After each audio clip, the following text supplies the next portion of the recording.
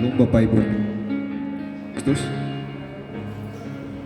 kita sungguh bersyukur pada minggu hari ini bersama-sama kita dapat berkumpul untuk beribadah, memuji, menyembah Tuhan di tempat ini. Sebelum kita memulai ibadah kita minggu pagi ini, mari kita mengambil waktu kita sejenak. Kita bersaat teduh memohon bimbingan dari Tuhan.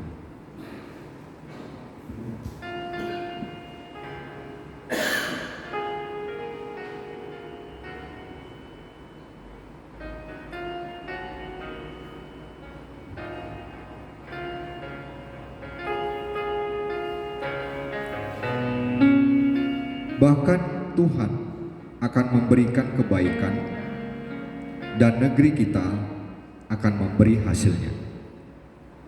Pertolongan kepada kita adalah di dalam nama Allah yang menjadikan langit dan bumi. Turunlah kiranya atas kita sekalian anugerah dan sejahtera daripada Allah Bapa dan daripada anaknya Yesus Kristus dan Roh Kudus. Amin. Bapa yang bertata dalam kerajaan surga, kami pada pagi hari ini datang untuk bersujud, merendahkan hati kami untuk menyembah Tuhan di tempat ini.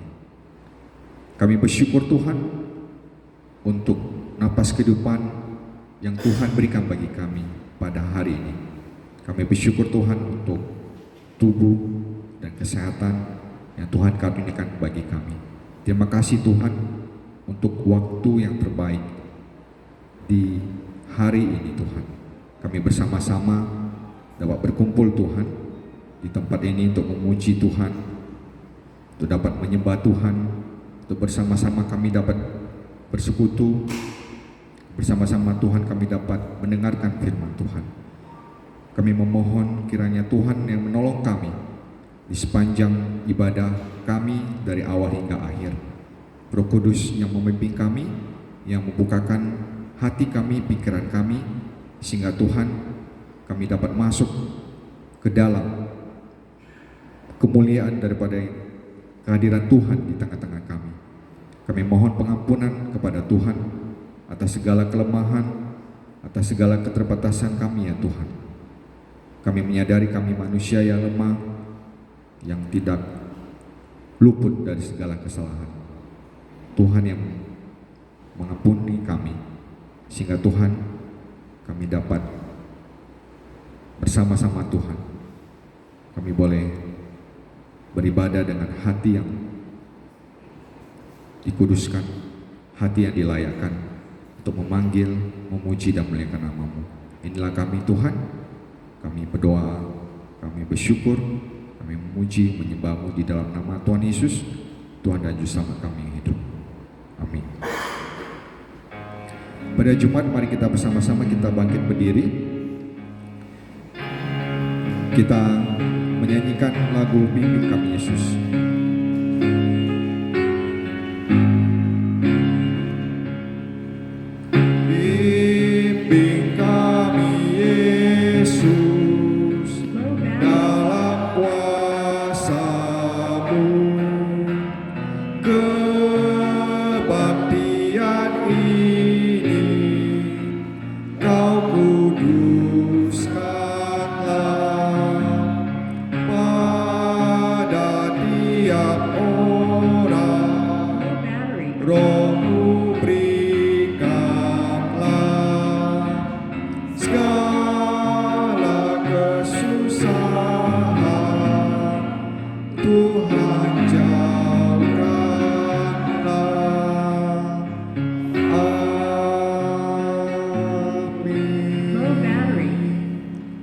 Jemaat kami silakan duduk kembali.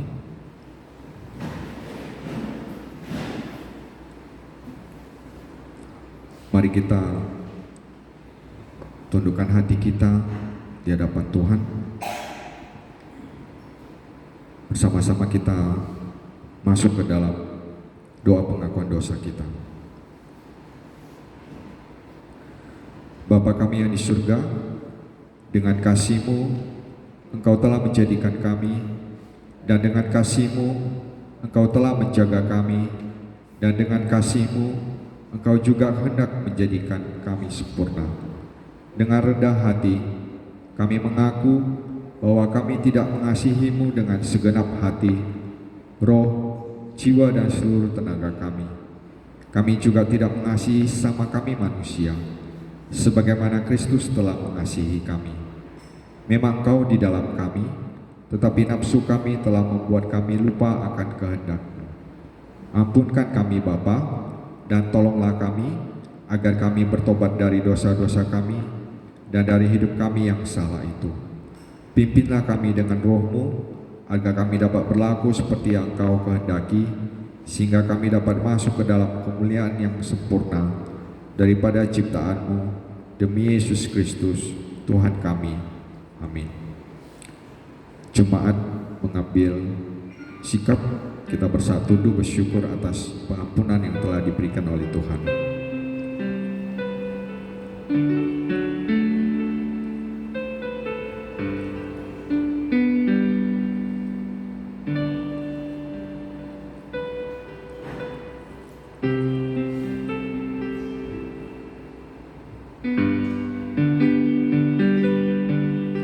Inilah firman penyegaran iman.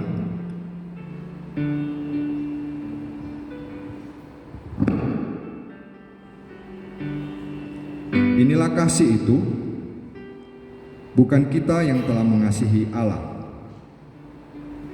tetapi Allah yang telah mengasihi kita dan yang telah mengutus anaknya sebagai pendamaian bagi dosa-dosa kita. Amin.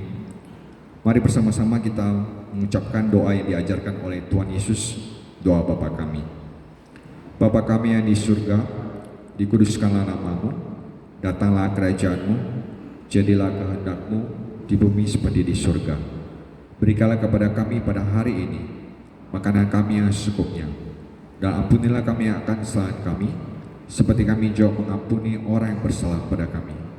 Dan janganlah bawa kami ke dalam pencobaan, tapi lepaskanlah kami daripada yang jahat, karena Engkaulah yang punya kerajaan dan kuasa dan kemuliaan sampai selama-lamanya. Amin. Mari bersama-sama kita memuji Tuhan, kita agungkan, kita muliakan nama Tuhan, karena Tuhan penyelamat kita, Tuhan yang menyertai kita, baik itu di saat indah, baik itu di saat yang susah. Dialah sentiasa kita puji, sekarang dan sampai selama-lamanya. Puji-Mu menyelamatkanku.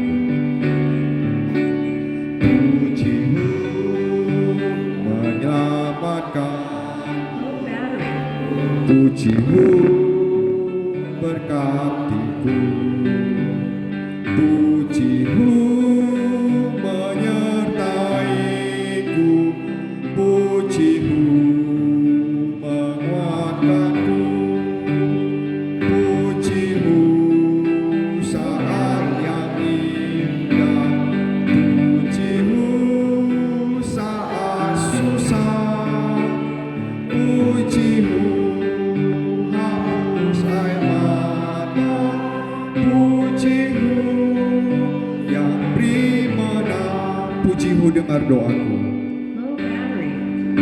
puji-Mu dengar doa, puji-Mu setiap waktu, puji-Mu setiap waktu, puji-Mu lagi uji-Mu, puji-Mu yang setia, puji-Mu susah dan senang, puji-Mu beri hiburan, puji-Mu kan anugerah-Mu, puji-Mu kan kasih-Mu.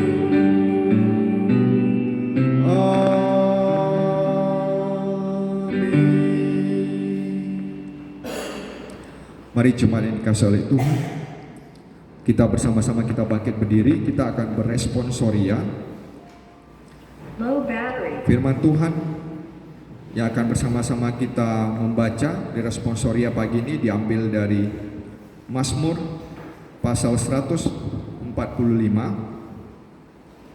ayat 1 sampai dengan ayat ke-8. Mazmur pasal 145 ayat 1 sampai ayat ke-8.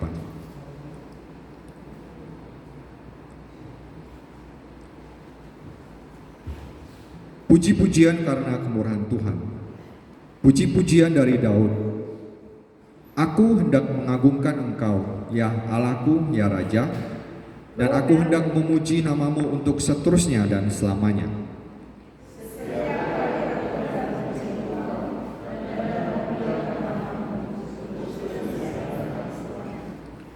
Besarlah Tuhan dan sangat terpuji, dan kebesarannya tidak terduga. Angkatan demi angkatan akan memegahkan pekerjaan-pekerjaanmu dan akan memberitakan keperkasaanmu. Semarak kemuliaanmu yang agung dan perbuatan-perbuatanmu yang ajaib akan kunyanyikan. Kekuatan perbuatan-perbuatanmu yang dahsyat akan diumumkan mereka, dan kebesaranmu hendak diceritakan. Peringatan kepada besarnya kebajikanmu akan dimasyhurkan mereka, dan tentang keadilanmu mereka akan bersorak-sorai. Mari bersama-sama. Tuhan itu pengasih dan penyayang, panjang sabar dan besar kasih setianya. Gloria Patri.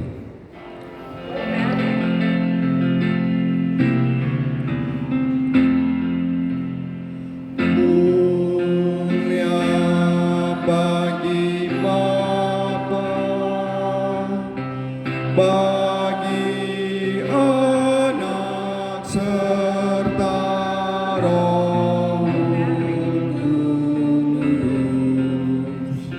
dari permulaannya sekarang dan akan jadi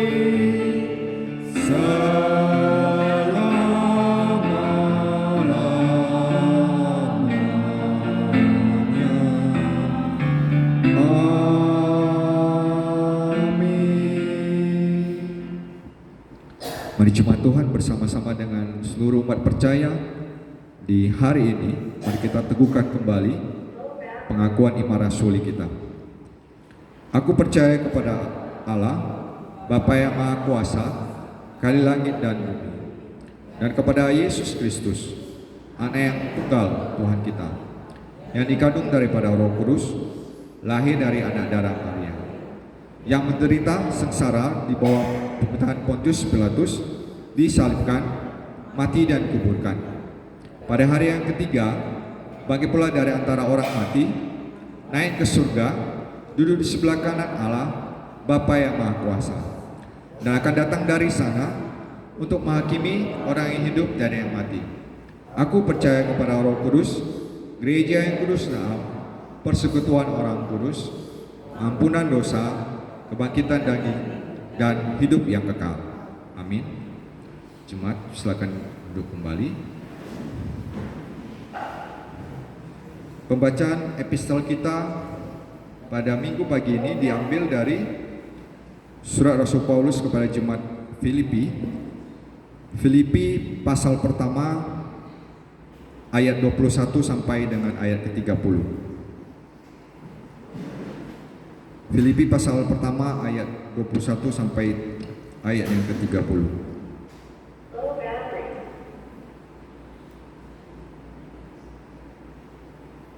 Karena bagiku hidup adalah Kristus dan mati adalah keuntungan.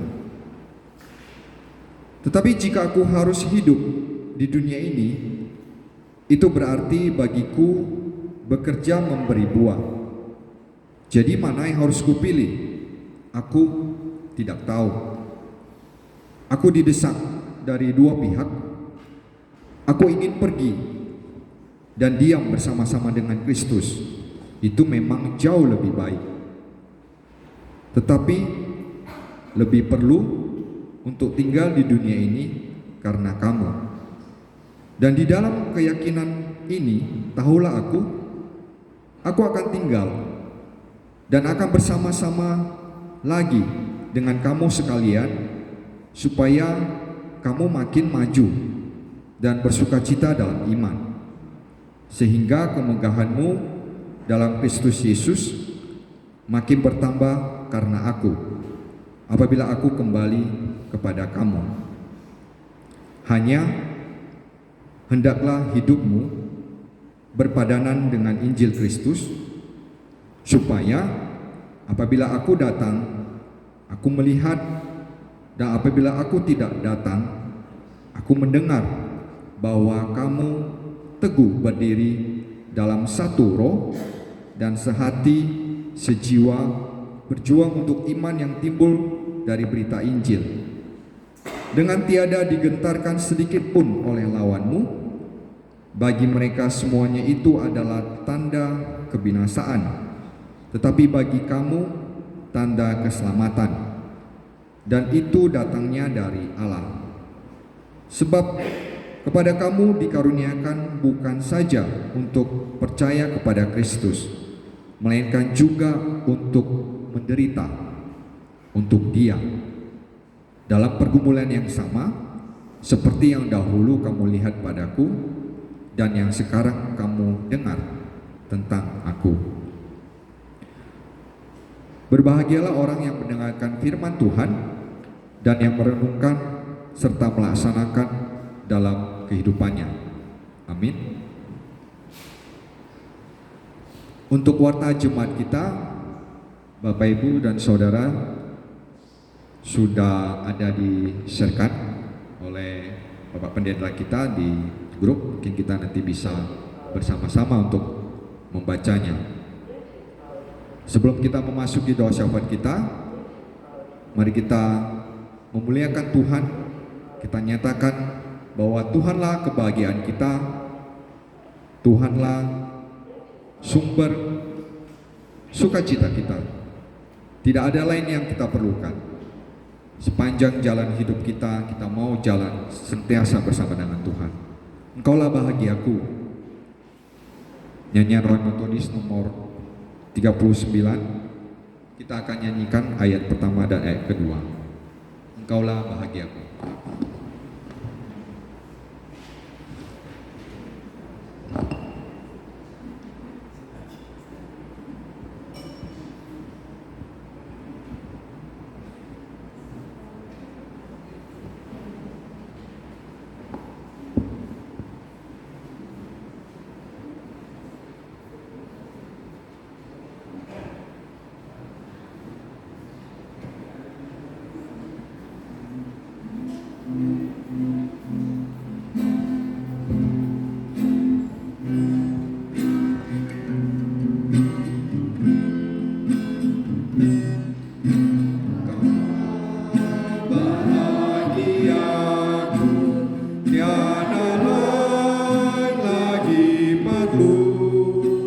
Sepanjang jalan hidupku, ku mau jalan sertamu. Hampir ku padamu, hampir ku padamu. Sepanjang jalan hidupku, ku mau jalan sertamu. Bukan kesenangan dunia atau hormatku pinta, dengan sukaku bekerja, asalku serta Tuhan. Hampir ku padamu, hampir ku padamu. Sepanjang jalan hidupku, ku mau jalan sertamu.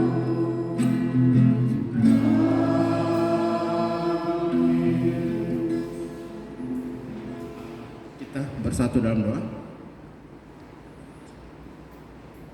Tuhan, Tuhan, terima kasih. Kami bersyukur untuk kami bisa bersama-sama keluar dari rutinitas kami dan kembali bisa mengikuti gathering dengan Komsel Ibrani di tempat ini. Terima kasih Tuhan untuk semuanya, juga cuaca dan segala kegiatan yang sudah kami lakukan. Yang terpenting Bapa yang baik, bagaimana kami masing-masing Tuhan bisa merenungkan bahwa seperti lagu kami tadi, supaya bukan kesenangan dunia yang kami utamakan, tetapi Tuhan, kami mau beserta Tuhan di dalam kehidupan kami melalui perubahan dari akal budi kami, yang tentunya Tuhan Yesus itu tidak kami mampu lakukan dengan kekuatan kami sendiri. Kami tahu kami masih berada di dalam dunia, dan kami masih, Tuhan Yesus, sering sekali tergoda dengan hal-hal yang indah yang ditawarkan oleh dunia. Walaupun kami tahu bahwa itu sementara saja. Tuhan, tolong kami agar kembali mengingat apa sih tujuan Tuhan menciptakan kami ke dalam dunia ini. Karena pada akhirnya Tuhan, tidak akan ada artinya penderitaanmu di kayu salib ketika kami tidak memandang itu sebagai satu anugerah yang luar biasa, sehingga seharusnya kami sudah melalui tahap bahwa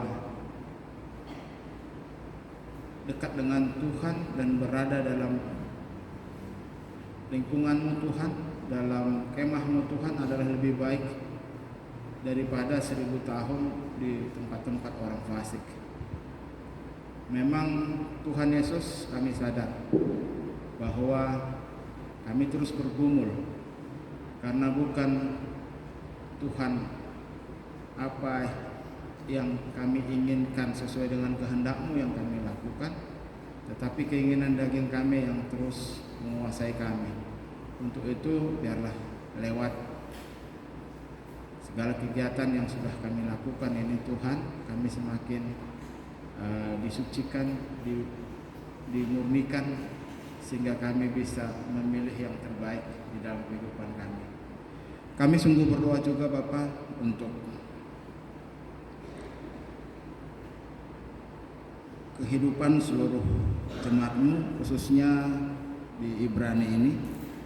Tuhan, kami tahu banyak pergumulan masing-masing di dalam keluarga kami. Biarlah Tuhan Engkau yang menolong kami, keluarga, lepas keluarga.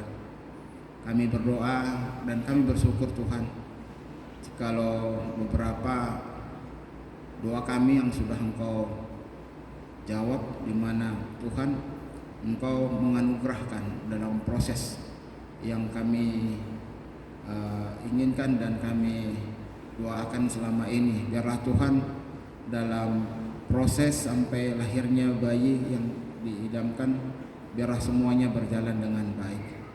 Kami juga masih berdoa untuk keluarga yang mungkin masih belum, Tuhan, mereka begitu merindukan. Biarlah bersama-sama kami mau berdoa khususnya untuk keluarga Pak Tompul. Engkau yang menolong keluarga ini Tuhan, kami tahu Engkau begitu mengasihi keluarga ini.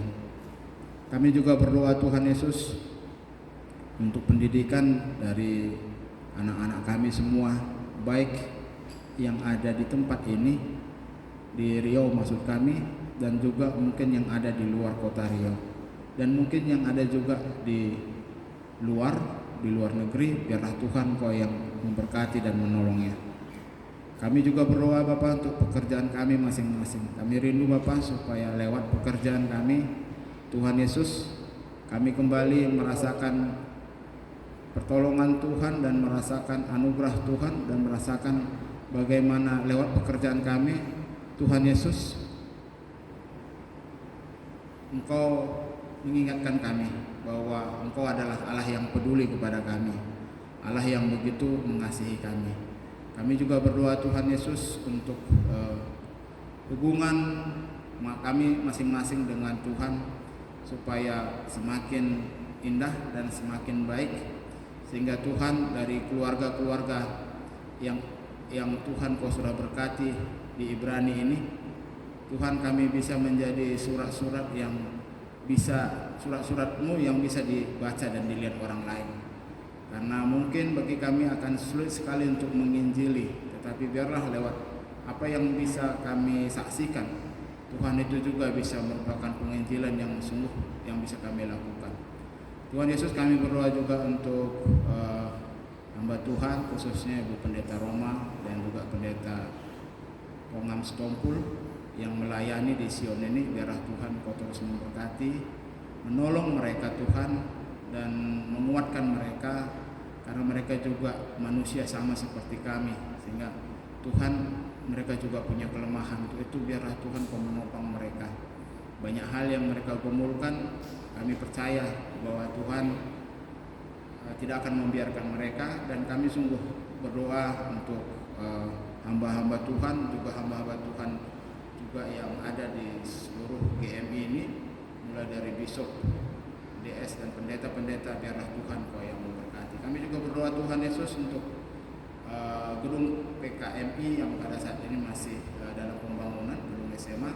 Biarlah Tuhan Kau yang menolong dan mencukupkan segala biaya, dan proses pembangunannya bisa selesai dengan tepat waktu.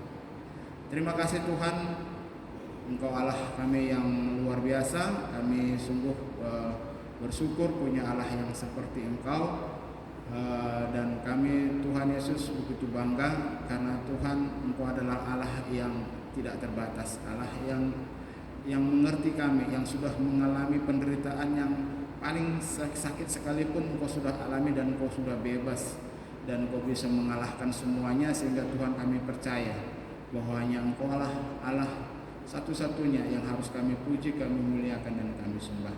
Terima kasih buat segala berkat-Mu, untuk segala kasih-Mu kepada kami. Dalam nama Yesus kami berdoa dan mengucap syukur. Amin.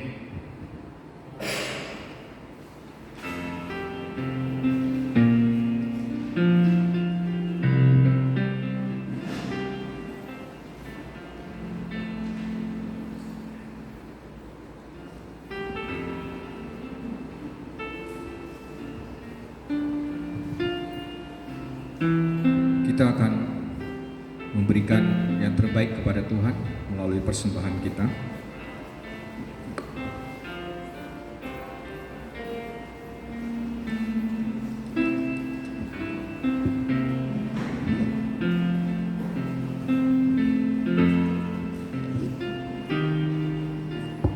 Muliakanlah Tuhan dengan hartamu dan dengan hasil pertama dari segala penghasilanmu, maka lumbung-lumbungmu akan diisi penuh sampai melimpah-limpah, dan bejana pemerahanmu akan meluap dengan air buah anggurnya.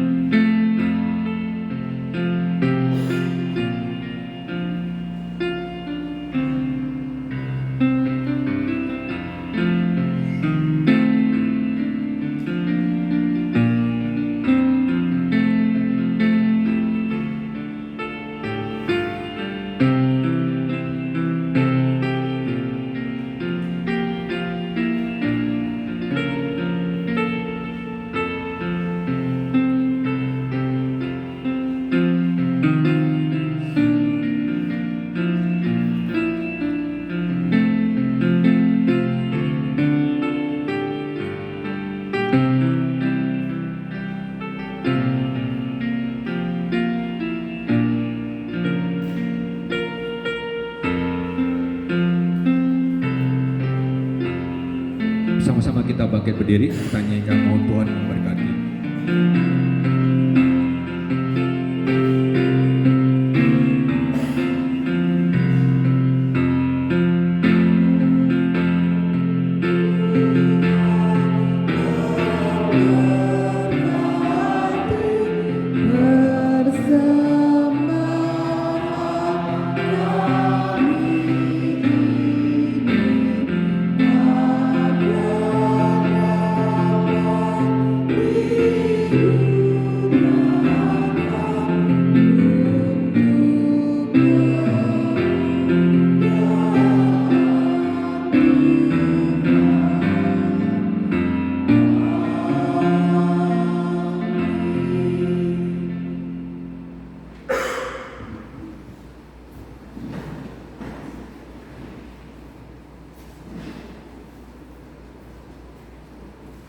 Bersama-sama kita akan mendengarkan firman Tuhan yang dibawakan oleh Ibu Pendeta.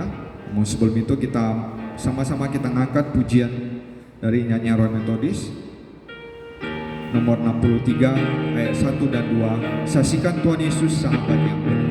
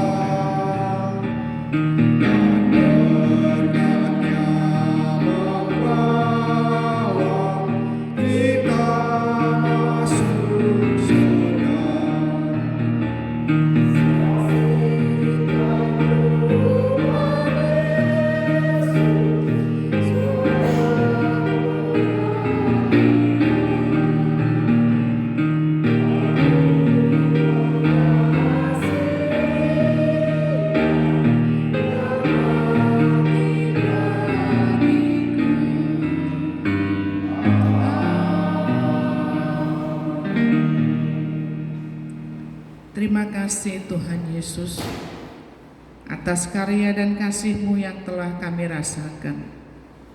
Kami ya Tuhan, Kau izinkan menikmati hari kami, hari-hari yang kami lalui dan yang telah kami rencanakan Tuhan. Terima kasih Engkau mengizinkan kami menikmati kehidupan kami. Ya Bapa yang baik, kami berdiri di sini, kami bersama-sama memohon belas kasih-Mu untuk memberikan kepada kami anugerah-Mu.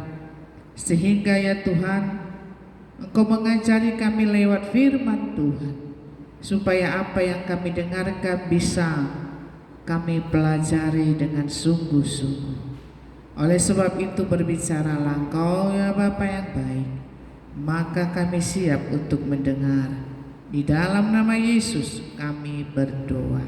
Amin. Silakan duduk Bapak Ibu. Shalom.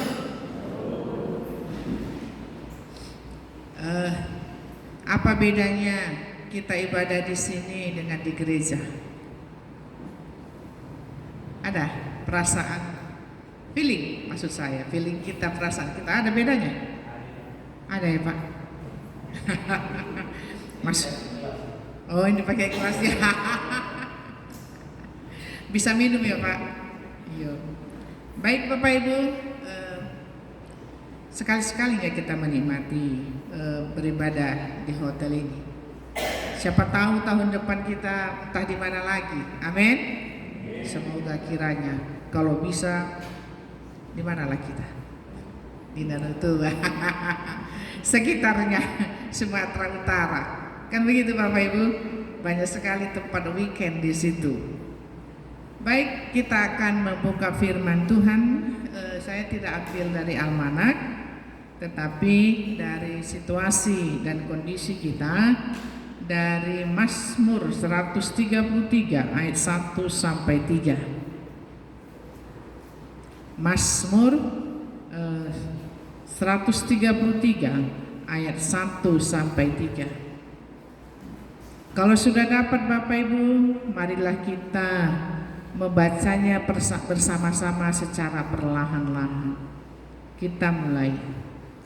Sungguh alangkah baiknya dan indahnya apabila saudara-saudara diam bersama dengan rukun.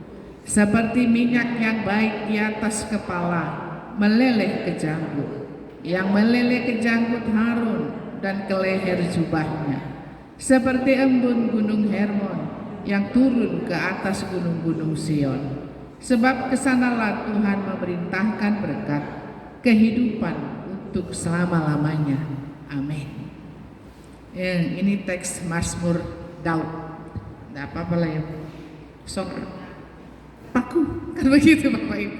Songona di gereja. Ini kan tidak di gereja. Kalau metodis itu loh. Jadi nggak mesti ini pendeta khotbah itu berjalan-jalan, tidak begitu. Boleh-boleh saja. Apalagi situasi kita di aula seperti itu. Kita masih punya mikrofon. Saya bayangkan dulu zaman dahulu kan, ketika Petrus berkhotbah 3.000 orang bertobat mendengarnya, macam mana lah besarnya suara Petrus itu? Saya pikir dalam hati kan begitu Bapak Ibu. Ketika John Wesley berkhotbah 1.500 orang dari atas kuda, saya pikir macam mana lah suaranya itu? Kurasa apanya klep kerongkongannya udah putusnya kurasa. Saya pikir berarti semua orang bisa dengar gitu. Tapi Bapak Ibu dan Saudara, masing-masing orang Tuhan beri hal yang berbeda-beda. Di grup kami para hamba Tuhan, para pendeta, guru Injil tidak masuk ke situ, kan begitu Bapak Ibu. Ada grup yang disebut dengan Brotherhood, beranggotakan 500 lebih. Nah, bahat mau nama tahelelet mahapeon, kan begitu, sampai beranggotakan begitu banyaknya. Anggota Ibrani berapa? Ibu ketua? Ya deh. Berapa kakak kita? 12 kakak kali 2 24 kakak. Oh, 24 orang. Oh iya, salah saya tambahin ya. Baik Bapak Ibu, kan cuman 24 orang ditambah ada, berarti nggak sampai. Kurasa 50 pun kurang sampai. Jadi 50 pun kurang sampai, kan begitu. Bapak Ibu lah yang bisa memahami keberadaban kita yang tidak sampai 50 orang. Mengerti maksud saya di situ, Bapak Ibu? Jadi memang tema gereja metodis kita di dalam konferensi itu adalah brotherhood. Itulah sebabnya dibentuk WA Brotherhood. Jadi yang saya lihat dari 500 orang ini anggota Brotherhood ini, sekian persen yang suka menonjol, kan begitu kan Bapak Ibu? Sekian persen yang adem-adem saja, sekian persen yang tidak peduli, sekian persen yang pengkritik tajam, kan begitu Bapak Ibu? Sekian persen dan lain-lain. Sepikir dalam hati saya, kalau Ibrani sekitar 24%, ada nggak yang seperti itu? Saya yakin pasti ada, kan begitu Bapak Ibu? Ya ada, walaupun sedikit bilangannya. Ada yang rajin, ada yang tidak mau tahu, ada yang cuek, ada yang pengkritik, ada yang bersungut-sungut, pasti ada. Dimanapun itu. Itu yang mau saya katakan. Tapi kita paksa mereka harus sama dengan pola kita, enggak begitu. Kan begitu Bapak Ibu. Ya mau saya katakan bahwa walaupun tema kita brotherhood, Yesus berdoa untuk brotherhood itu. Luar biasa. Doa syafaat Yesus di dalam Yohanes 17 berdoa untuk brotherhood, kesatuan. Bapak Ibu, suami istri aja sulit bersatu. Mana suami istri? Betulnya itu ya? Sulit loh berbadai. Satu minggu berapa kali kamu berbadai? Satu minggu berapa kali kamu diam-diaman? Kan begitu Bapak Ibu. Satu minggu lah dulu, pasti ada. Itu yang diam-diaman kecil-kecilan. Kalau diam-diaman besar-besaran mungkin sampai 3 hari. Kan begitu Bapak Ibu. Di situ saja suami istri saja sulit sekali untuk menciptakan kesatuan, kesehatian dan kesepikir. Itu Alkitab katakan. Jadi kalau Alkitab Rasul Paulus katanya kesatuan itu adalah menyangkut sehati dan sepikir. Yang susahan itu. Biasanya suami istri satu ke barat, satu ke timur. Makanya terjadi diam-diaman, itu biasanya. Gak pas. Kalau seandainya gampang saja kita menciptakan kesehatian, tak pala Yesus berdoa syafaat untuk itu. Setuju Bapak Ibu? Gak pala Yesus berdoa syafaat. Doa syafaatnya begitu panjang. Bapa, itu permintaan. Aku minta kepadamu supaya mereka bersatu. Bersatu. Di dalam pasal 17 secara keseluruhan, entah berapa kali Yesus memohon bersatu. Jadi Yesus tidak meminta bersama. Karena bersama dengan bersatu itu berbeda. Supaya mereka bersama, Yesus tidak bilang. Tapi Yesus bilang supaya mereka bersatu. Ini memang sulitnya brotherhood. Makanya Bapak Ibu ketika dalam grup kami itu kami senyum-senyum aja. Ada beberapa orang yang sudah anggota teras, ada yang muda-muda yang suka menonjol, yang belum paham makna yang terdalam, kan begitu Bapak Ibu. Tapi banyak bicaranya kita senyum-senyum. Beginilah sebenarnya. Pantaslah Tuhan Yesus harus berdoa untuk itu. Yuk, mari kita belajar. Ternyata ada konsep brotherhood yang ditulis di dalam Mazmur 133. Nyanyian ziarah.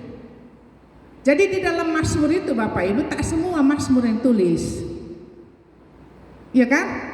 Ada Mazmur Asaf, kan ada Mazmur Yamuger. Jadi enggak semua Daud. Jangan kita bilang kalau kita sudah membaca Mazmur Daud sudah indah. Memang banyakan dari Mazmur. Mazmur itu adalah kidung. Sebenarnya kalau berbentuk kidung atau berbentuk puisi.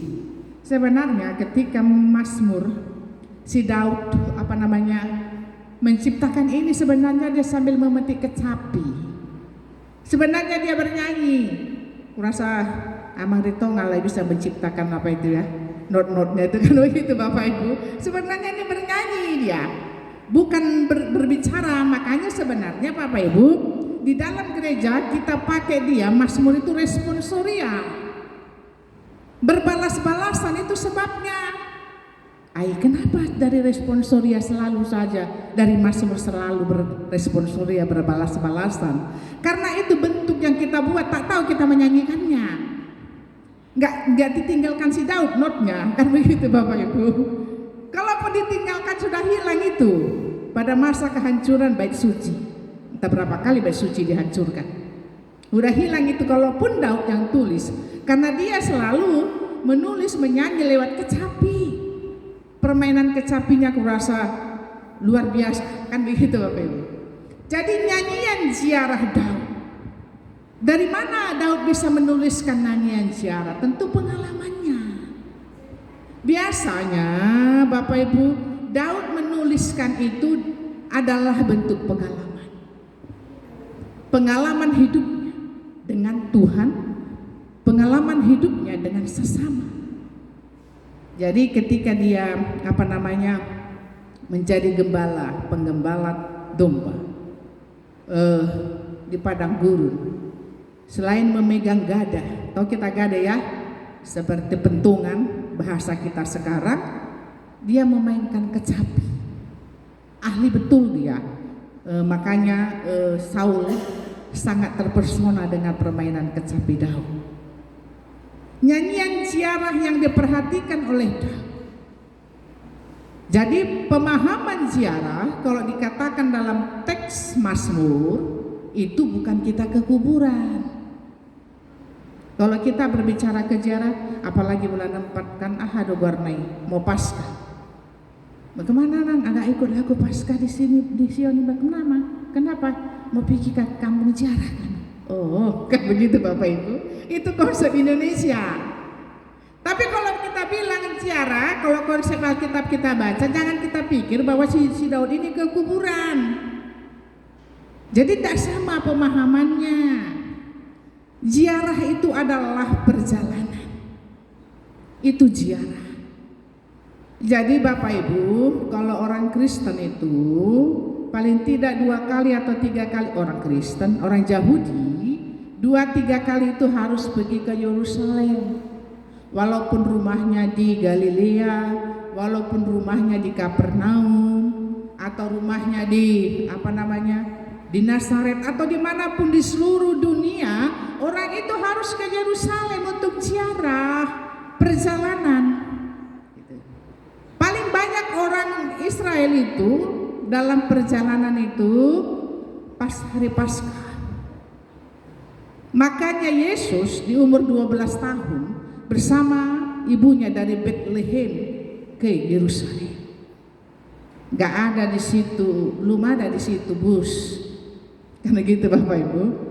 Belum ada di situ pesawat terbang. Belum ada. Jadi biasanya ada keledai. Kalau orang rakyat jelata, orang miskin itu tidak punya kuda. Yang punya adalah keledai. Keledai itu bukan dinaiki orang dewasa, tempat barang dan anak kecil. Dan biasanya wanita. Itu dalam catatannya. Jadi kalau perjalanan mereka dari kampung manapun mereka berada, tentu lama. Kan gitu Bapak Ibu. Aturan perjalanan dari Nazaret ke Yerusalem cuma 1 jam contohnya, jadi 1 hari atau 2 hari. Lama. Namanya apalagi bawa anak, apalagi bawa domba yang akan dipersembahkan. Lama prosesnya. Itulah sebabnya orang Israel dalam perjalanan ke padang gurun itu 40 tahun butuh waktu. Ada nenek-nenek kan begitu, ada kakek-kakek yang sulit jalannya. Jadi nyanyian ziarah Daud ke sana dia, Bapak Ibu. Misalnya, ayo dari kampung Nazaret, berapa kakak kampung Nazaret? Contohnya, 1 gerombolan ayo 30 kakak. Entah kali berapa lah itu, jadi 1 gerombolan bisa 100 jiwa sama anak-anaknya, pakai grup perjalanan itu gitu. Mereka tinggalkan kampung halamannya lama. Mereka bawa piring, bawa periuk, bawa kuali, kan begitu Bapak Ibu. Mereka bawa semua karena mereka harus makan di jalan. Kalau saya perhatikan Bapak Ibu di YouTube orang nomaden berpindah-pindah yang hidup di padang pasir begitu. Coba kita perhatikan di YouTube kan, nomaden itu berpindah-pindah. Saya pikir dalam hati syukurlah orang-orang di zaman itu, orang-orang hidup di padang pasir itu jarang-jarang turun hujan. Kalau di Indonesia itu kan gawat itu becek Mas Ude. Tapi syukurlah. Saya pikir karena mereka saya lihat ada yang tidur tidak pakai tenda, hanya tikar saja. Ada yang pakai tenda begitu. Jadi kebanyakan yang pakai tenda karena bawa anak-anak. Jadi Bapak Ibu dan Saudara, ketika mereka sudah berjalan contohnya 1 harian 8 jam, Mereka akan sama-sama nanti membantu membuat tenda setiap keluarga masing-masing. Brotherhood mereka tuh luar biasa loh. Kita diajari di sini. Perjalanan pergi dan perjalanan pulang, masing-masing bawa tenda, masak bersama, makan bersama sampai mereka tiba di Yerusalem. Demikian juga pulangnya. Jadi kita diajari dalam brotherhood yang seperti itu dalam nyanyian ziarah. Dan Daud menuliskan ini karena melihat Daud pun bukan di Yerusalemnya dulu. Setelah dia menjadi rajanya tinggal di Yerusalem, dia pun ikut juga dalam rombongan ziarah dulunya sebelum menjadi raja. Itulah sebabnya Daud menuliskan, menyanyikan ini. Sungguh alangkah baiknya dan indahnya apabila saudara-saudara diam bersama dengan rukun. Ayo mari kita baca ayat 1 sama-sama, 2 ya. Sungguh alangkah baiknya dan indahnya apabila saudara-saudara diam bersama-sama dengan rukun. Sungguh alangkah. Ini luar biasa nih. Alangkah. Ini bahasa hebat ya, bahasa puitis. Kan begitu Bapak Ibu. Sungguh alangkah baiknya, baik dan indah. Baik dilihat orang brotherhood-nya. Bapak Ibu, kenapa kekristenan sangat berkembang cepat sekali dimulai kekristenan. Sekali bertobat, berkhotbah siapa si Petrus 3.000 bertobat. Dalam catatan Kisah Rasul, setiap hari jumlah mereka bertambah. Setiap hari bertambah, setiap hari bertambah, dan orang suka, gitu Bapak Ibu ya, suka melihat kehadiran itu. Itu yang disebut dengan baik dan indah.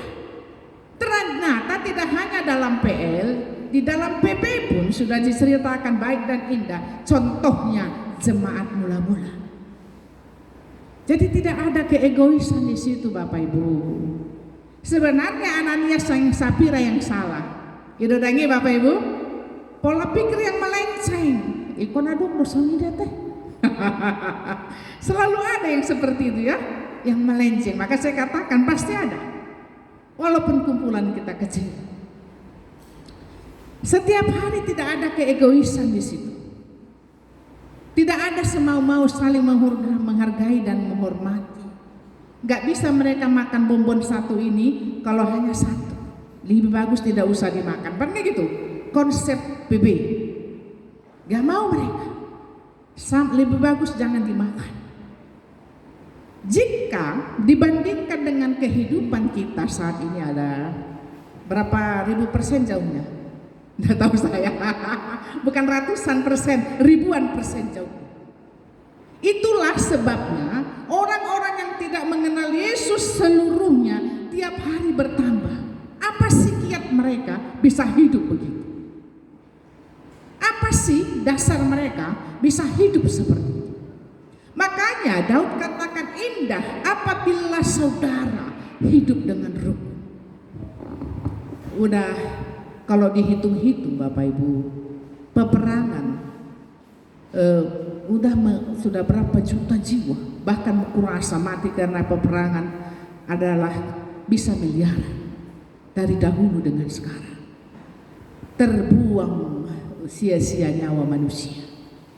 Gak usah jauh-jauh, dekat gereja kita sana hari Rabu yang lalu. Kan begitu Bapak Ibu? Itu sudah terkenal. Lempar-lemparan untuk kalian di situ kan begitu Bapak Ibu. Lempar-lemparan pakai apa lagi kayu-kayu dan seterusnya. Saya pikir orang Batak pula, oh Tuhan garut kepala di situ kan begitu Bapak Ibu. Orang-orang warga gereja itu sudah ya tahin arohamai. Kok bisa begitu gitu? Di mana brotherhood kita yang kita gemakan? Mungkin mereka tak tahu, mungkin sekarang kita belajar. Tapi kan kalau dia orang gereja rajin pula bawa lempar batu, macam mana pula dia di situ? Tapi yang jelas Bapak Ibu dan Saudara sudah jauh melenceng dari apa yang dikatakan oleh Alkitab. Daud katakan alangkah indah, indah beautiful. Bapak Ibu, Kalau kita tadi mungkin melihat di situ jalan-jalan kita sekitar Larbersa, lumayan juga indah, kan begitu Bapak Ibu? Bisa dulu agak inspirasi kita cuci mata bahasanya ya, indah juga.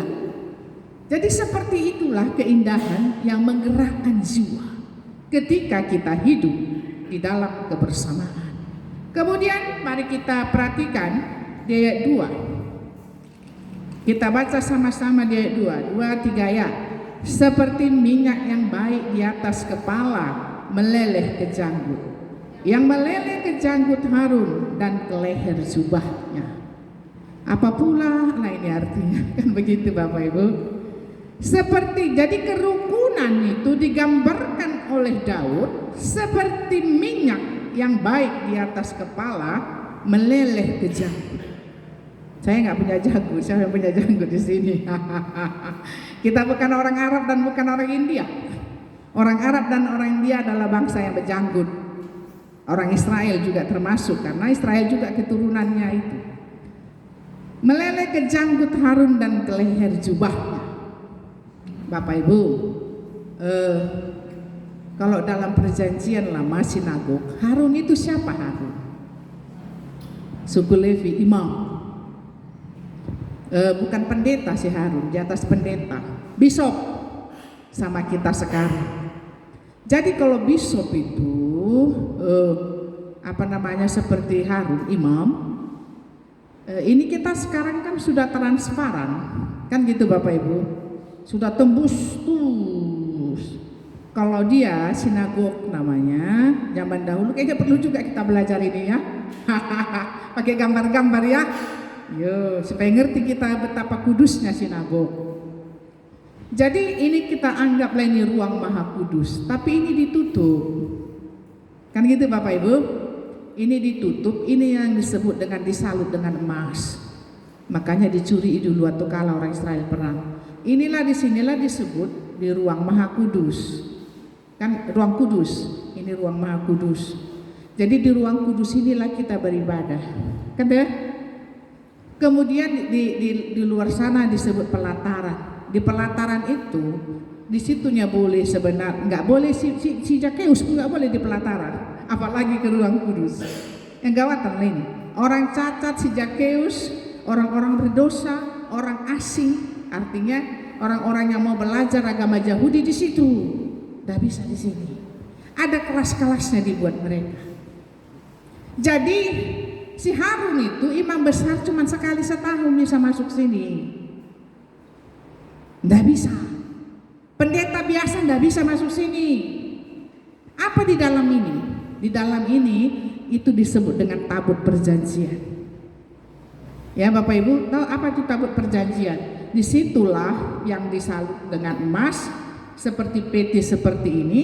Disitulah dimasukkan hukum Taurat, tulisan Tuhan, loh batu. Jadi nggak main-main itu, kan begitu. Lambang kehadiran Kristus di situ. Jadi disitulah tongkat Harun berbunga, disitulah manna supaya disimpan turun temurun. Roti yang turun dari surga. Di sini, jadi kalau si Harun nggak bisa asal masuk, nggak bisa. Bahaya itu kalau asal masuk dia terbakar. Itulah dia. Jadi Bapak Ibu dan Saudara, si Harun itu kalau dia masuk ke sini untuk berbicara dengan Tuhan, dia dipotong dulu lembu atau sapi atau domba, biasanya lembu, dan darahnya itu dipercikkan, kan gitu bahasa Batak apa, dipir-pirhon. Dipercik. Dia tuh harus memakai jubah. Di sini tertulis, di sininya tertulis nama 12 suku Israel. Dia membawa bangsa itu. Dia akan masuk ke situ setelah dipercikkan darah domba atau darah lembu, baru masuk ke situ. Dan sebelum itu juga harus diurapi dengan minyak yang paling mahal, paling harum dan paling mahal.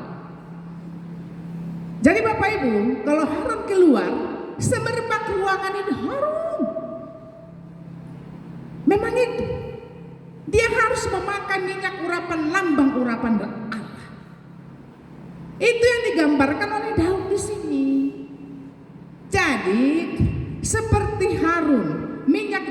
kepala Harun, lambang pengurapan Allah di situ. Jadi, saudara yang rukun adalah Allah mengurapi persaudaraan itu.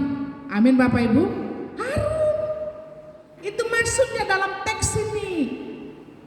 Jadi Bapak Ibu sudah pakai baju kebesaran dia seperti jubah ungunya biasanya. Kalau kami ini jubah hitam kan begitu Bapak Ibu. Besok imam masuk meleleh ke janggutnya, urapan itu berarti dituang kan begitu Bapak Ibu, nggak dipercik, meleleh. Setelah itu semuanya baru bisa masuk dia ke ruang Maha Kudus. Dari ruang Maha Kudus baru dia bisa masuk ke ruang kudus, dan seluruh umat akan mencium semerbak harum, lambang urapan Kristus. Ini sebenarnya seperti kita bacakan kok sepele gitu kan, apa sih maksudnya? Enggak. Lambang urapan Allah sampai meleleh ke janggut. Apa makna janggut? Konsep bangsa Israel perjanjian lama, janggut itu lambang keperkasaan seorang pria. Tapi bukan berarti harus melihara janggut semua. Mulai saat ini jangan memelihara janggut, PL gitu. Kan begitu Bapak Ibu. Macam mana orang Cina dipaksa melihara janggut? Karena bangsa yang tidak seperti bangsa Arab, berbeda-beda. Ini kan kita berbicara konsep Israel. Jadi Bapak Ibu akan meleleh ke janggut Harun dan ke leher jubahnya. Semerbaklah semua. Itu kerukunan itu seperti itu. Keindahannya itu dilambangkan seperti itu, melambangkan keharuman, melambangkan keindahan, melambangkan urapan Kristus. Memang itu Bapak Ibu. Yang ketiga, mari kita baca bersama-sama 2-3 ayat. Seperti embun gunung Hermon yang turun ke atas gunung-gunung Sion. Sebab kesanalah Tuhan memerintahkan berkat kehidupan untuk selama-lamanya. Mungkin kita sudah tahu Gunung Hermon itu agak lebih tinggi daripada Sion. Maka saya bilang Sion itu kan lambangnya pemerintahan Daud secara duniawi, dan lambangnya kerajaan surga Yerusalem baru. Makanya kalau merbadai saja kita tukarlah nama gereja kita itu kan begitu Bapak Ibu. Tak cocok kan begitu. Lambang perdamaian kan begitu. Keharuman nama Kristus. Sebenarnya kamu asal buat nama-nama saja, kalau nggak pernahnya kita sejahtera, aduh susah lah ini. Nama ini nggak cocok ini. Jadi Gunung Hermon itu Bapak Ibu dan Saudara adalah gunung yang senantiasa berkabut. Orang Israel kan jarang turun hujan, tapi orang Israel mendapat asupan air dari Gunung Hermon. Loh, tapi tak turun hujan. Betul, kabut dari Gunung Hermon itu terus mengalir ke sebuah kawah seperti danau, dan itu dialirkan ke seluruh keperluan air di Sion. Hebat kan? Luar biasa itu. Makanya inilah yang dimaksudkan oleh Daud. Apa katanya? Seperti embun gunung Hermon yang turun ke atas gunung-gunung Sion. Sebab kesanalah Allah memerintahkan berkat. Bisa pula tak turun hujan tapi ada air. Kan begitu Bapak Ibu? Itulah dia. Jangankan dari gunung ada kabut, ya sudah pasti kalau kabut itu sepanjang tahun banyak airnya, kan begitu. Sedangkan dari bukit batu Tuhan bisa mengeluarkan air. Apa yang mau dikatakan di situ? Bapak Ibu, keindahan kebersamaan itu, kesatuan itu, kesehatian itu mendatangkan berkat. Amin. Apa yang sudah kita nikmati berkat hari ini, kita sudah doa kita dengan mencucurkan air mata, kebersamaan kita, keseriusan kita. Puji Tuhan, keluarga Simati Muda sudah memperoleh berkat itu dari Gunung Hermon. Amin. Itu indahnya persatuan. Walaupun saya pikir persatuan kita masih belum seperti digambarkan di Alkitab tadi. Siapa lagi? Inang si apa baru Inang Situmpul ya, Nyonya Situmpul. Walaupun sudah beberapa kali jatuh, tapi kita meminta dengan sungguh-sungguh dengan kesehatian bahwa itu akan menjadi seperti Gunung Hermon. Amin. Kita amin kala itu ya. Setuju ya? Tunjukkan bahwa memang berkat itu ada. Demikian juga keluarga Roland, kan begitu, yang sudah operasi harus jatuh, kemudian Tuhan berikan lagi. Itu juga menunjukkan kebersamaan, kasih Tuhan, berkat dikirim ke situ. Dan akhirnya Pendeta Tongam juga jadi ikut kena berkatnya. Amin Bapak Ibu. Sebentar lagi Bapak Tasya Situmpul itu akan ikut kena imbas berkatnya. Amin Bapak Ibu. Ini sebenarnya yang dimaksud itu. Jadi Bapak Ibu, keindahan kebersamaan itu memantulkan keharuman Kristus. Keindahan kebersamaan itu menciptakan, bisa menarik kuasa Tuhan turun sama kita. Dari Gunung Hermon ke Gunung Sion. Jadi indahnya kebersamaan itu Bapak Ibu, indahnya keberadilan itu. Kalau seandainya bisa kita laksanakan itu, setiap hari orang akan melihat, iya juga ya orang percaya ini bertambah. Makanya Bapak Ibu, seperti yang kita katakan tadi, tidak hanya bersama, sehati. Betapa dalam doa syafaat Tuhan Yesus dia meneteskan air mata. Tuhan, aku minta kepadamu, biarlah Engkau memberikan roh kesatuan. Berapa miliar penduduk Indonesia, orang Kristen di dunia?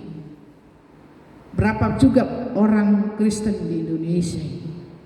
Berapa kita yang di Sion ini?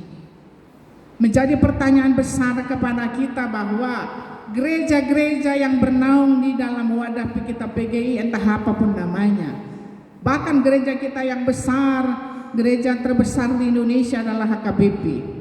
Kita masih peringkat ke berapa ya?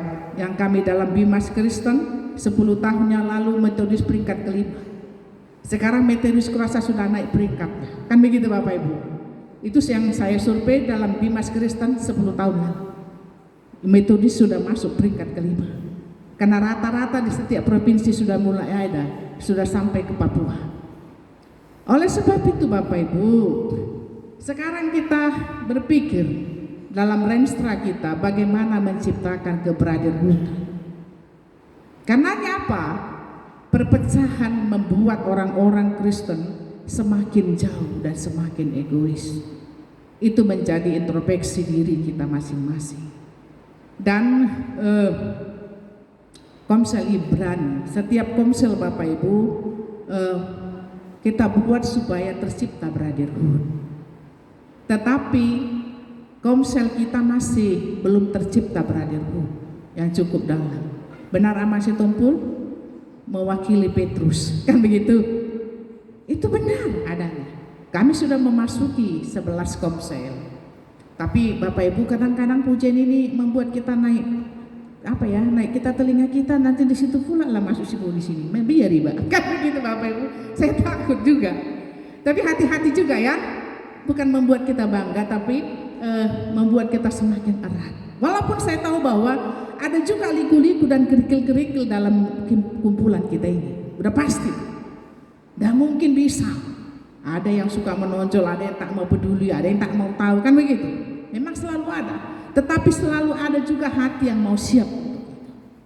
Oleh sebab itu saya katakan, di antara 11 komsel kita, Komsel Ibrani yang benar-benar beradiutnya bisa. Amin. Kita tepuk tangan Tuhan itu. Supaya bisa dicontoh Komsel Petrus. Amin Pak Petrus. Harus supaya bisa dicontoh. Dicontoh yang lainnya. Kalau Komsel Ibrani sudah nomor satunya, menyusul kami perhatikan Komsel Tesalonika.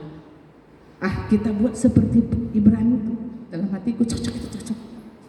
Kan begitu Bapak Ibu. Kita buat, sudah mau mengikut dia ke situ. Artinya secara tak langsung mereka melihat kamu. Ngerti Bapak Ibu? Secara tidak langsung apa yang kamu buat itu menjadi pekabaran Injil bagi Komsel yang lain supaya mereka juga mengikut yang baik. Oleh sebab itu Bapak Ibu, mereka terinspirasi.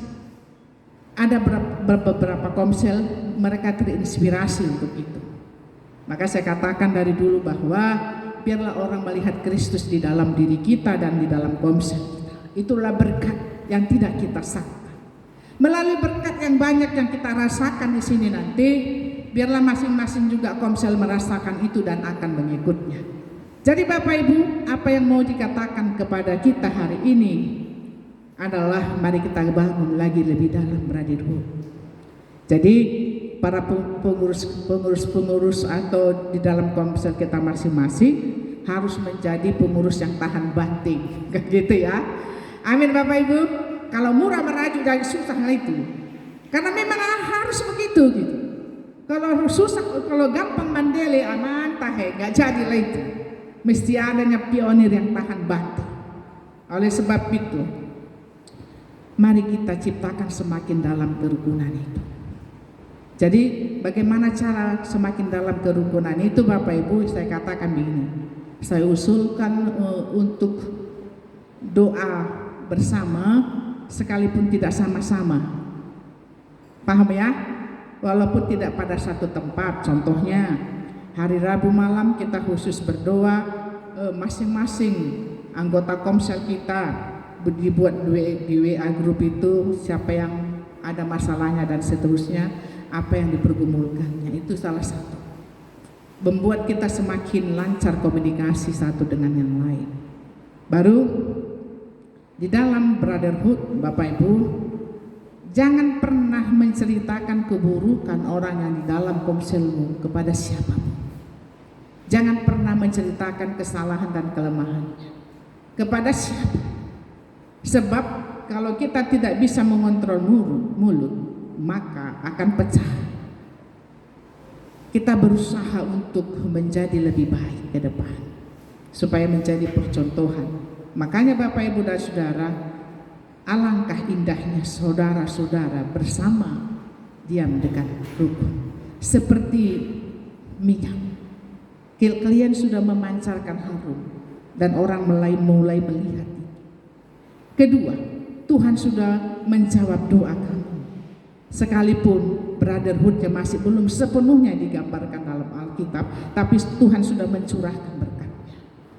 Yang jelas bahwa Allah mencurahkan berkat dalam kebersamaan dan keindahan. Setiap kumpulan, apabila 2-3 orang sepakat dalam namaku, di situ aku ada. Belum tentu.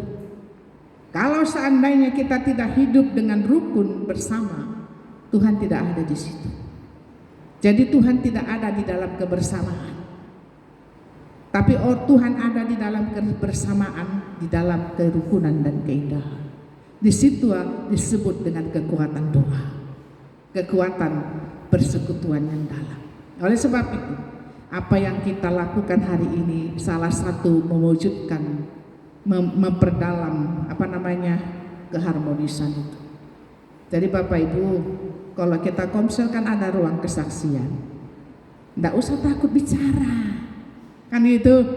Katakan saja apa adanya. Kamu kan sekeluarga.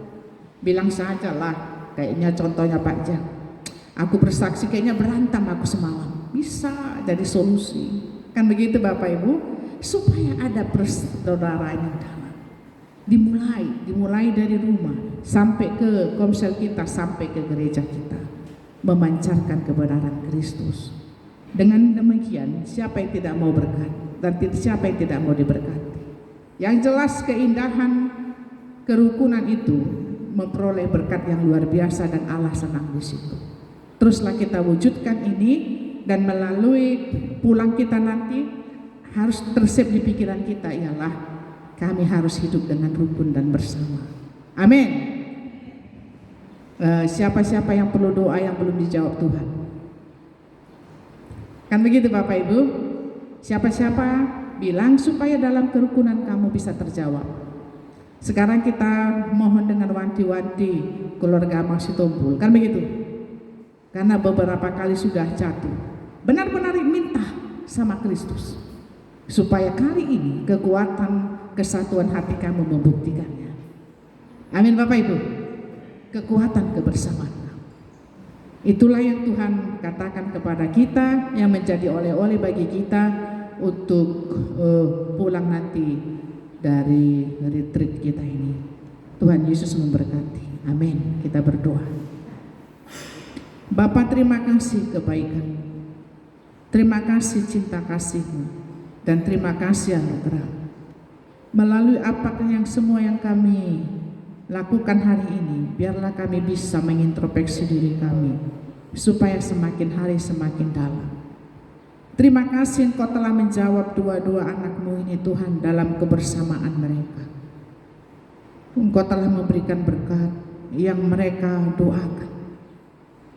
Itu sebagai petunjuk bagi kami bahwa Engkau mendengarkan seruan kesatuan hati. Oleh sebab itu Bapa, tolonglah kalau kami bimbang dengan apa yang kami doakan, supaya kami saling memperkuat diri kami satu dengan yang lain. Kami percaya Tuhan, janganlah terjadi hal yang sekonyong-konyong.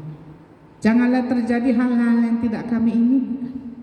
Tolong selamatkan kami dengan memberikan kekuatan dan kasih-Mu, mengatakan bahwa Engkau mengirimkan berkat kepada Komsel Ibrani ini, agar mereka bisa mencari contoh dalam brotherhood di gereja Metodis Sion. Bapa, memang mereka penuh perjuangan itu dari dulu hingga sekarang. Biarlah Tuhan Yesus mereka bisa meluruskan hatinya, paham dengan betul untuk apa mereka ada. Ya Tuhan Yesus, kami serahkanlah itu ke dalam tangan-Mu.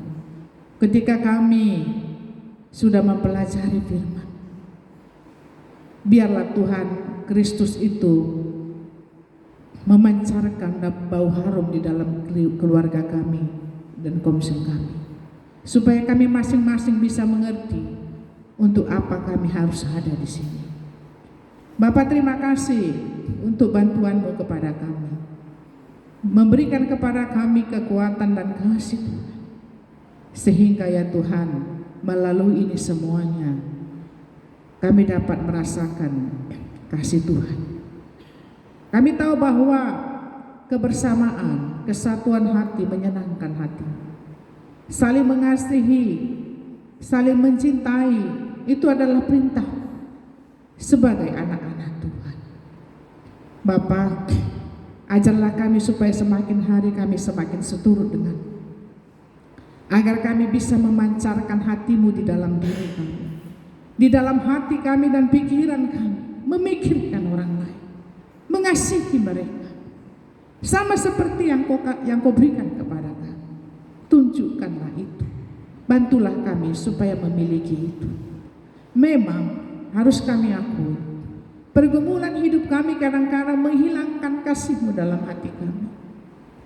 Tapi Tuhan, dalam perjalanan kami di padang gurun ini, kami mohon bimbinglah kami semuanya, supaya kebersamaan kami ini memancarkan kasih Kristus. Dan kami ingin Tuhan melalui Komsel Ibrani ini, gereja-Mu Sion itu diperbaharui, supaya hati kami, hati seluruh jemaat-Mu juga mengenal Kristus, saling merangkul satu dengan yang lain. Semuanya kami persembahkan ke dalam tangan-Mu. Ketika kami pulang nanti dari tempat ini Tuhan, biarlah kami menikmati kebersamaan itu dan seterusnya. Sehingga Tuhan, kalau satu orang sakit, semua orang merasakannya. Kalau satu menderita, semua orang juga merasakannya. Dengan demikian Tuhan Yesus, kami benar-benar satu di dalam kasih. Ketika kami pulang nanti dari tempat ini Tuhan, bantu juga kami agar hidup kami ini belajar selaras dengan kehendak-Mu. Dan ada manfaatnya kami di tempat ini dalam kesegaran jiwa kami, merenungkan diri kami sebagai murid-Mu, sebagai anak. Oleh sebab itu teguhkanlah kami, kuatkanlah kami oleh firman-Mu ini, sehingga jiwa kami diperbaharui. Terima kasih Bapa yang baik, jiwa kami diperbaharui, akal budi kami diperbaharui. Dengan demikian semakin hari kami bisa menjadi berkat bagi sesama. Terima kasih Bapa untuk rangkulan-Mu dan kuasa-Mu. Izinkan kami menikmati hari kami ini dengan kekuatan daripada-Mu. Teguhkanlah ya Tuhan, di dalam nama Yesus kami berdoa. Amin. Kita kembali bernyanyi.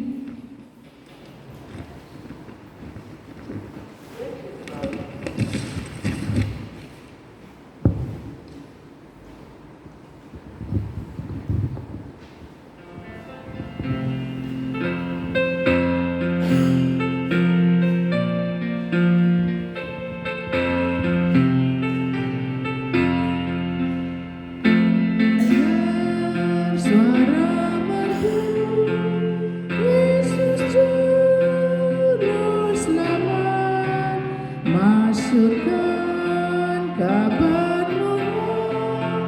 Yesus Juru Selamat, kabarkan seluruh dunia. Naik gunung seberang laut, majulah perintah-Nya. Yesus Juru Selamat. Di dunia bersorak, Yesus Juru Selamat. Biar bangsa bersyukur, Yesus Juru Selamat. Nyanyikan kebenaran ke seluruh dunia. Nyanyikan keselamatan, Yesus Juru Selamat. Mari jemaat kita berdiri seluruhnya. Mari kita dengarkan firman Tuhan. Sungguh alangkah baiknya dan indahnya apabila saudara-saudara diam bersama dengan rukun. Melalui firman ini yang diteruskan kepada kita, mari kita belajar membina persaudaraan ini lebih dalam lagi, supaya melalui apa yang kita lakukan, karya Kristus terpancar melalui diri kita. Dimulailah dari dirimu sendiri dan kerjakanlah keselamatanmu. Amin. Doksologi.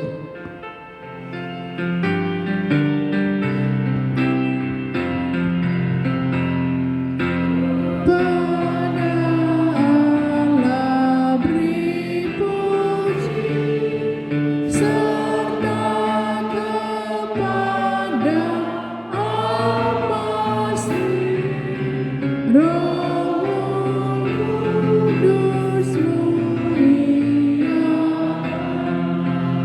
berkuasa dan berfungsi.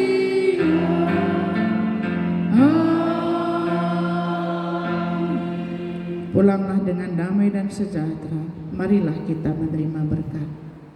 Anugerah Tuhan Yesus Kristus, kasih sayang Allah Bapa, serta persekutuan di dalam Roh Kudus, itulah yang memberkatimu, menguatkanmu, memeliharamu dan melindungimu sepanjang hari ini, besok dan sampai selama-lamanya. Amin.